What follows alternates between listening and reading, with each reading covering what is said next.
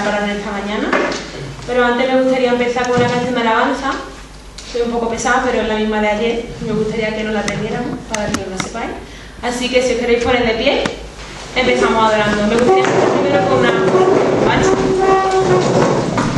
Pues gracias, Señor, por tu misericordia, Señor. Gracias por esta mañana que estamos vivos, Señor, que somos sanos, Señor, que podemos caminar y podemos cantarte hoy, Señor, a ti. Gracias por tu poder, Señor, porque tú eres fuerte, porque tú estás con nosotros, Señor, y ayúdanos a declarar con nuestra boca, Señor, que creemos en ti, Señor, y que tú mereces toda la alabanza en nuestro corazón y en nuestras mentes, Señor. Te pido que tú lleves esta reunión, Señor, que tú estés con la palabra y que tú nos hables esta mañana también, Jesús. En tu nombre, Jesús. Amén. Amén.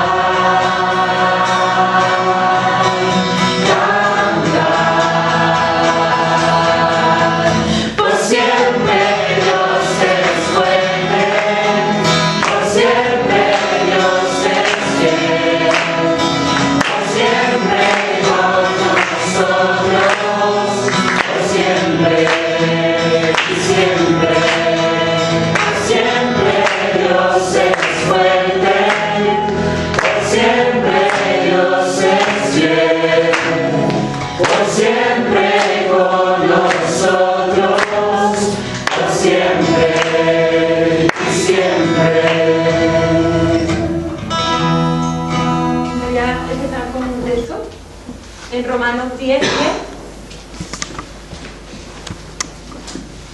Romanos 10, 10. Y dice así: porque con el corazón se cree para justicia y con la boca se confiesa para salvación. Pues la Escritura dice: todo el que cree en él no será avergonzado. Porque no hay distinción entre judío y griego, pues el mismo Señor es Señor de todo. abundando en riqueza para todos los que le invocan, porque todo aquel que invoque el nombre del Señor será salvo. ¿Cómo pues invocarán en aquel que no han creído? ¿Y cómo creerán en aquel de quien no han oído? ¿Y cómo oirán sin haber quien les predique? ¿Y cómo predicarán si no son enviados? Tal como está escrito: cuán hermosos son los pies de los que anuncian el Evangelio del bien. Vamos paso a paso. Amén. Que el Señor bendiga su palabra. Bien, hola a todos, buenos días. Primero, gracias a Dios que me da la oportunidad de estar por segunda vez en capilla compartiendo. La verdad es que cuando uno se mira, ve el milagro que el Señor hace, ¿no? En podernos dar el privilegio a nosotros de compartir su precioso Evangelio. Espero que Dios nos ayude a tener un corazón sensible, recordando que no es una clase de homilética, es un mensaje que espero sea de edificación, ¿no? Para nosotros. Y si me permiten, una breve oración. Señor, gracias por este tiempo, gracias por tu amor y misericordia. Señor, te suplicamos que tu Espíritu Santo obre en nosotros, que podamos estar sensibles a tu palabra, que también, Señor, me dirijas, me guíes, Señor, por donde tú quieres que vaya este breve mensaje. Y, Señor, que sobre todo podamos ponerlo en práctica, Señor. Que todo sea para tu gloria, en el nombre de Jesús. Bien, en el texto que nos ha leído Ana hemos escuchado sobre la necesidad que hay de predicar el Evangelio. Hemos oído de que realmente cómo van a creer en aquel que no han oído, ¿no? Entonces, esta es la necesidad que en lo personal he sentido durante los últimos meses muy fuerte, una carga muy fuerte. Creo que también es una necesidad muy evidente eclesialmente. Y por eso esta mañana me gustaría hablar de un personaje muy valiente, un personaje que realmente llegó a arriesgar su vida con tal de cumplir, con entregar el mensaje que se le había encomendado, ¿no? Es una mujer del Antiguo Testamento y es una de las dos únicas mujeres que tiene un libro para sí misma, ¿no? Entonces ya todos, como son muy aplicados, ya sabrán de quién hablo, ¿no? Ella es Esther. Ella, junto con Ruth, como he dicho, son las únicas que tienen un libro, ¿no? Este libro fue escrito aproximadamente unos 460 años antes de Cristo, y como sabemos bien, Esther llegó a ser reina en el reinado de Persia. De hecho, en un tiempo en el que este reinado era bastante extenso. Y como ustedes son muy aplicados y saben mucho, me gustaría que me ayuden a recordar algunos de los personajes, a ver si se animan a decirme algunos de los personajes que encontraremos en esta historia. Mardoqueo. ¿Quién era Mardoqueo? El tío. El tío. No, el primo. ¿Algún personaje más? Amán. Asuero. ¿Este era bueno o no muy bueno? Nada bueno. Bien, hay varios personajes. Es verdad que es un libro que a veces tenemos un poquito olvidadillo ahí, pero bien, creo que lo han hecho bastante bien, ¿eh? Gracias. El tema de hoy es: seamos valientes, compartamos el Evangelio. Estaba pensando en leer algún capítulo o versículo que resumiera la historia, no lo encontré en los 10 capítulos que hay, así que la voy a comentar brevemente, ¿no? El libro de Esther inicia con la descripción de un gran banquete en la elegante corte de Susa, en el palacio del gran emperador persa Asuero. Él tenía una mujer, Vasti, que después fue desechada como reina, ¿no? También encontramos allí al malvado Amán, que ya había mencionado nuestro compañero, y yo digo el sabio Mardoqueo, ¿no? Con su prima Esther. Y hay 3 principios que aprender desde lo relatado de este libro, así que quiero que valoremos algunos aspectos en referencia tanto a Esther como al propio Mardoqueo. Y he preparado 3 preguntas que me gustaría que contrastáramos un poco con estas historias, ¿no? La primera es: ¿tienes muchas carencias? Y la segunda: ¿para qué hora has llegado tú? Y la tercera: ¿estás dispuesto a confiar en Dios? Bien, la primera es: ¿tienes muchas carencias? Y esto en base a lo que nos va a enseñar la reina Esther en el libro, ¿no? La reina Esther es un ejemplo de riesgo y valentía, y lo importante es que la fortaleza y confianza que esta reina tenía no residía en su propia historia. De hecho, ella no tuvo durante su infancia y parte de su juventud la vida suficientemente cómoda. No lo tuvo como para ser una mujer segura, o para ser una mujer valiente, o para ser una mujer de poder. De hecho, quedó huérfana muy pequeña. Además de esto, es probable que sus padres hayan muerto en la misma fecha, porque murieron en el tiempo del exilio. Entonces, es muy probable que hayan fallecido juntos en esa época, ¿no? A raíz de esta deportación, además, a consecuencia tuvo que vivir como extranjera en un país donde ellos pues no eran la raza más valorada. Leamos en Esther capítulo 2, versículos 2 y 5. Dice así: había en Susa, residencia real, un varón judío cuyo nombre era Mardoqueo, hijo de Jair, hijo de Simei, hijo de Cis, del linaje de Benjamín, el cual había sido transportado de Jerusalén con los cautivos que fueron llevados con Jeconías, rey de Judá, a quien hizo transportar Nabucodonosor, rey de Babilonia, y había criado a Adasa, es decir, Esther, hija de su tío, porque era huérfana, y la joven era de hermosa figura y de buen parecer. Cuando su padre y su madre murieron, Mardoqueo la adoptó como hija suya. Bien, son solo 2 versículos, pero que nos hacen ver mucho del trasfondo de la reina Esther, ¿no? Sin embargo, ella no tomó sus padecimientos como excusas para vivir acomplejada o teniendo siempre autocompasión de ella. Sin duda, su fortaleza estaba basada en su temor a Dios, ¿no? Todos tenemos carencias, experiencias difíciles, dentro y fuera de la iglesia, dentro y fuera de nuestra familia, dentro y fuera de cualquier círculo. Y realmente podemos llegar a padecer circunstancias que nos lastimen o que nos destrocen, que nos dañen, pero nunca tendremos una razón para abandonar el propósito que Dios tiene para nosotros. En este caso, hablo concretamente del propósito de compartir el mensaje de Dios a todos, sin excepción. Y yo me pregunto, ¿qué carencia o causa nos impide compartir el Evangelio de Dios a nosotros, con los de afuera? Yo sé que muchos tenemos quizás ministerios en nuestras iglesias, en los edificios, dentro de los edificios de nuestra iglesia, ¿no? Pero yo aquí realmente me refiero a compartirlo en el día a día con los que nos encontramos en la calle, con el que nos atiende en el bar, con el que nos impide, ¿no? Que nos tiene inmovilizados. Tengo un ejemplo de hace poco, hablando con un hermano de mi iglesia, me comentaba cuál es la técnica que usan los cazadores de monos para atraparlos y venderlos, ¿no? Luego negociar con ellos. Y traje aquí para ejemplificarlo un poco las herramientas.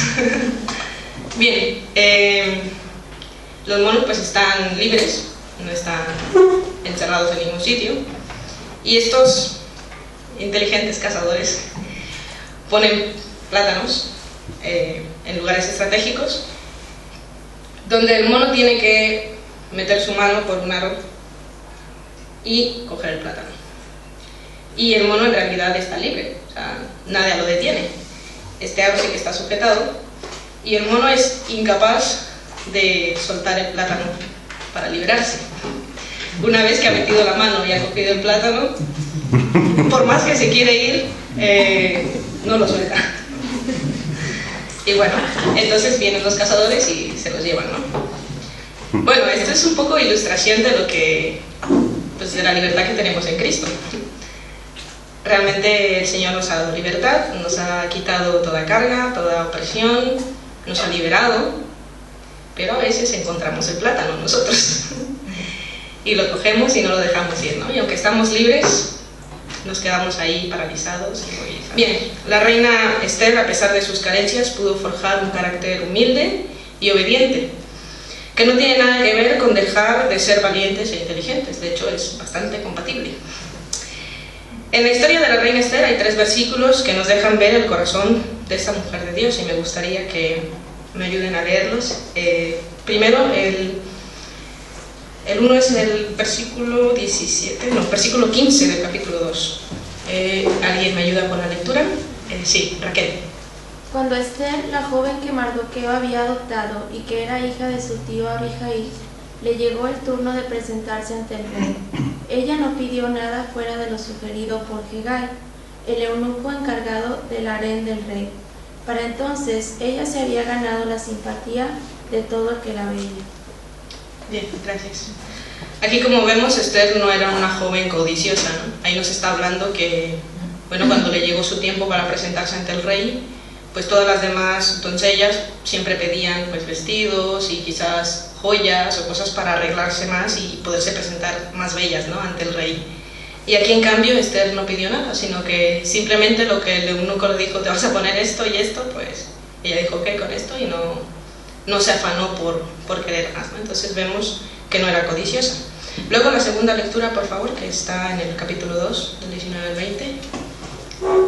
Cuando las vírgenes eran reunidas la segunda vez, Mardoqueo estaba sentado a la puerta del rey, y Esther, según le había mandado Mardoqueo, no había declarado su nación ni su pueblo, porque Esther hacía lo que decía Mardoqueo, como cuando él la educaba. Gracias. Bueno, este es otro versículo que nos deja ver el corazón de ella, ¿no? Era una chica obediente, y sobre todo era obediente porque tenía gratitud para con aquel que la había educado, ¿no?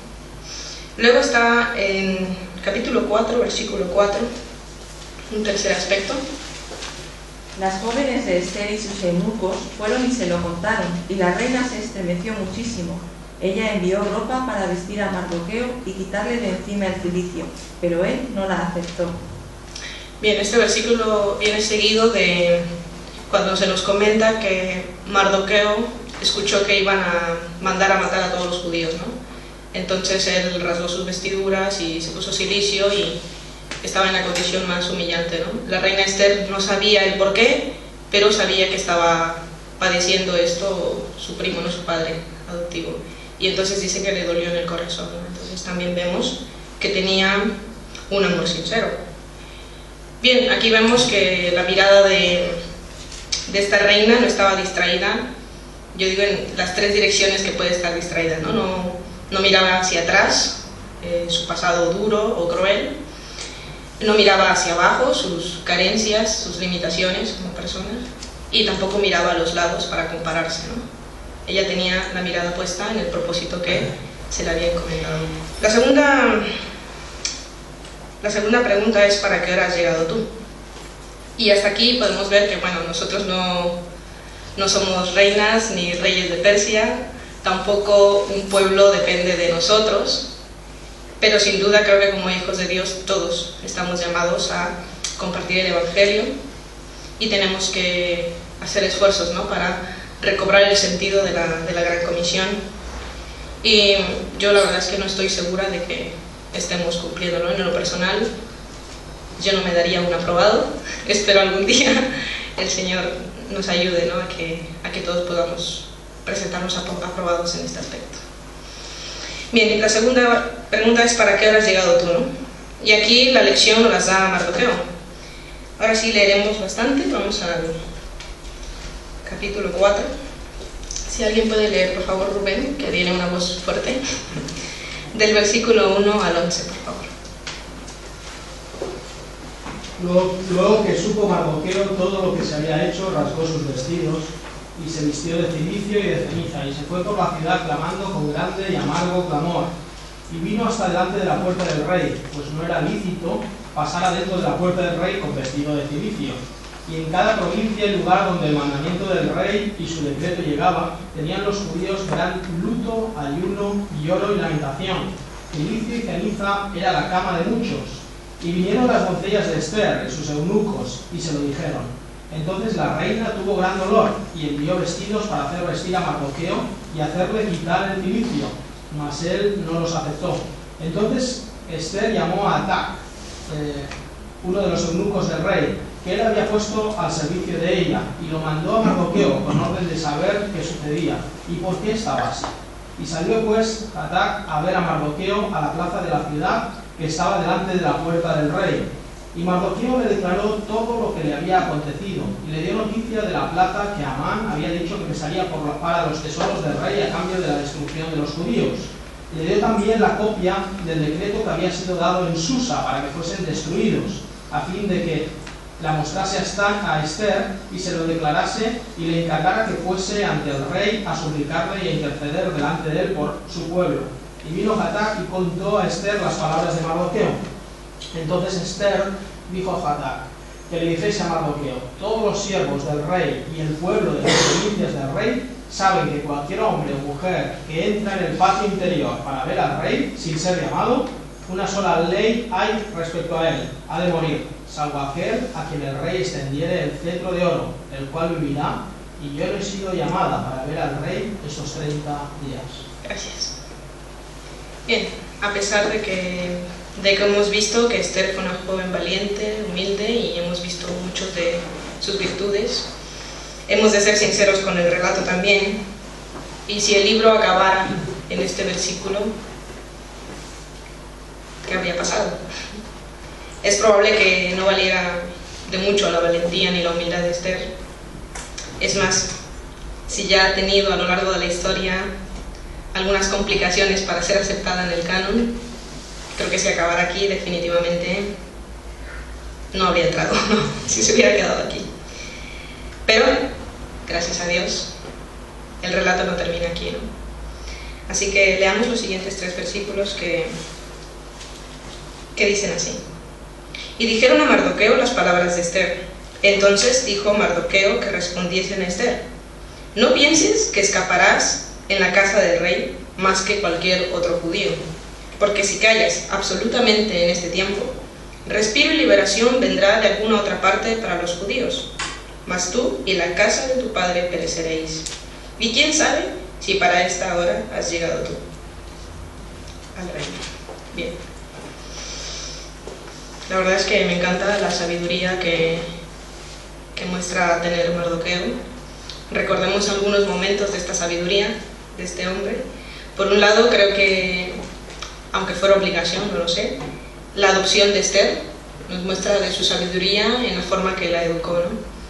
También su intervención, no sé si recuerdan el relato del complot contra el rey. Él estaba fuera del palacio y escuchó que unos guardianes estaban comentando algo para meterle mano al rey y matarlo, ¿no? Entonces él intervino y gracias a esa intervención vemos que al final en la historia se le toma en cuenta, ¿no? Así que era un hombre que mostraba bastante sabiduría. Su pregunta es sencilla: ¿quién sabe si para esta hora has llegado al reino? Y ahora yo me pregunto, ¿no? ¿Dónde me encuentro yo? En tercero casi cuarto, o cuarto casi al final de IPSTE. Otros están en otros semestres, ¿no? Pero realmente, ¿dónde nos encontramos y qué estamos haciendo, ¿no? ¿Dónde nos encontramos también ubicados en nuestro domicilio, en la iglesia que el Señor nos ha llevado? No sé, yo pregunto, ¿y quién sabe si para esta hora has llegado? Quizás algunos aquí han escuchado la palabra avivamiento. Lo hemos leído quizás como historias gloriosas del pasado, y tal vez algunos hayamos visto destellos de alguno. Puede que nos toque verlo, o puede que no. Pero independientemente de eso, debemos compartir sin cesar el Evangelio de Cristo. Si Dios actuara, lo hará contigo o sin ti. Y yo te sugiero que anheles que sea contigo. Cuando Él se decida actuar, lo hará. Como dijo Mardoqueo, respiro y liberación vendrá de alguna otra parte. En este caso, nosotros, como estudiantes de IPSTE, deberíamos tener más presentes estas palabras, ¿no? ¿Y si Dios me trajo aquí para este momento? O sea, quiero decir, no para mañana, ni para cuando termine IPSTE y entonces me enfoque en mi ministerio ya de manera profesional y... No, ¿verdad? Nosotros no pensamos de esa manera, ¿no? Sino para hoy. Que nada nos preocupe, sino cumplir con aquello que Dios nos ha encomendado. Y en este caso, vuelvo a repetir, ¿no? Me refiero al propósito de compartir el Evangelio. Y seguramente que cuando necesitemos consuelo, o impulso, o razones para seguir adelante, sin duda, Él va a proveer de ello. La sociedad, entre más necesita el mensaje de Dios, más lo rechaza, ¿no? Y si este es un parámetro para ver la necesidad, mi pregunta es, ¿cuánto lo necesita España? Hablar en la calle de Dios no es fácil, pero estoy segura que es necesario. Es necesario salir de la comodidad en la que estamos en nuestros edificios y locales. Hay una lectura en Romanos que tienen preparada, así que me gustaría que la leyeran. ¿Quién nos apartará del amor de Cristo? La tribulación, la angustia, la persecución, el hambre, la indigencia, el peligro o la violencia. Gracias. Bien, ese es el precioso texto, ¿no?, de Romanos, una parte de ese texto.